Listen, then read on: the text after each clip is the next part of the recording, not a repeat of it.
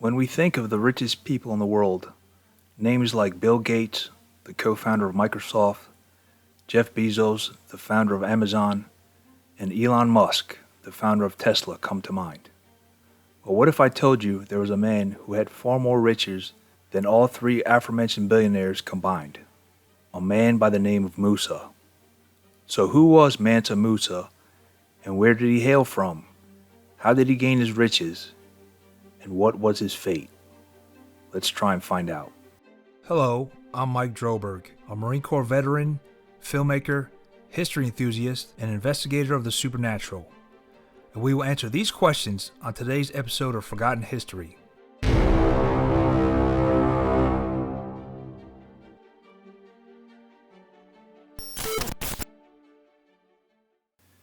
In the 14th century, if you wanted to find one of the richest empires in the world, you wouldn't have looked in Europe. Instead, you would have traveled to West Africa and the Mali Empire. This empire, covering hundreds of thousands of miles, owned huge amounts of gold. Its land is now part of several modern countries, including Mali, Senegal, Guinea, Gambia, and the Ivory Coast, amongst others. The empire became known outside Africa after the travels of one of its greatest leaders, Mansa Musa. Mansa means emperor, and Mansa Musa became the ruler of the Mali Empire in 1312, taking the throne after his predecessor, Mansa Abu Bakr II, for whom he'd served as deputy. And after Abu Bakr went missing on a voyage he took by sea to find the edge of the Atlantic Ocean. Under the rule of Musa, the prosperous empire grew to span a sizable portion of West Africa, from the Atlantic coast to the inland trading hub of Timbuktu and parts of the Sahara Desert. Musa conquered 24 new cities and their territories and added them to the empire. During his reign, the gold mines were at their most productive. As all the gold belonged to Mansa Musa, he might have been the richest man in history. Some experts have suggested that in today's money, he would have had nearly $400 billion. But Mansa Musa was also a great ruler. He was wise and generous. He made the empire wealthier and more powerful than it had ever been before. He promoted trade, education, and many building projects. Musa built mosques, schools, and hospitals across his realm. He built the world-famous Djinguereber Mosque, which still stands today. He also founded the University of Sankore. This became one of the greatest centers of Islamic learning in the world. Its professors were experts in law, astronomy, and medicine. By the end of Musa's reign, it had 25,000 students and one of the largest libraries in the world, with over 1 million manuscripts. He was also a patron of the arts, and as a devout Muslim, he believed it was his duty to make his empire powerful, peaceful, and prosperous. But he also believed that it was his duty to convert the empire to Islam, which in some cases he did by force. Musa also continued to allow slavery in his empire and owned thousands of slaves himself, many of them forced to work in the mines that produced his wealth.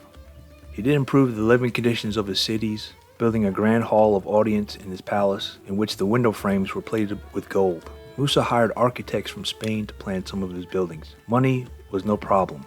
Musa turned the Mali Empire, and Timbuktu in particular, into a major trading site. Traders from across Africa, the Islamic world, and many European cities like Venice traded there. Mansa Musa was one of the first African rulers to travel to the Middle East. In 1324, Musa traveled on a pilgrimage to Mecca, the most holy city in Islam. This journey was over 4,000 miles, and Musa didn't travel light. He took 60,000 men, including 12,000 slaves, thousands of caravans, horses, and camels, and an almost unimaginable huge amount of gold. Musa wanted the journey to make his empire known to the whole world. As he traveled, Musa made gifts of gold to the poor. In Egypt, he gave away so much gold, its value actually went down. He was so generous with his wealth that he caused inflation to skyrocket in Cairo and Medina due to the sudden influx of gold in those economies. Historical documents said that Cairo didn't recover from his visit until 12 years later. Eyewitnesses he met along the way were dumbstruck by his wealth and power. Suddenly, the whole world became aware of the Mali Empire. It started to appear on international maps, and traders from across the Mediterranean made their way there. This pilgrimage turned the Mali Empire into a major power, and also helped bring new architects and influences into the empire to help support Musa's building plans. Tales of his enormous convoy and generosity continue to be passed on long after his death, which is believed to take place sometime between 1332 and 1337. Mansa Musa passed during his return trip from Mecca. While the cause is unknown, it is believed that he may have contracted an illness while on his journey.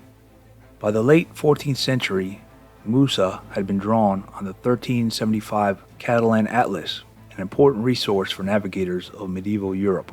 Created by Spanish cartographer Abraham Cresques, the atlas depicted Musa sitting on a throne with a gold scepter and crown, holding a gold nugget.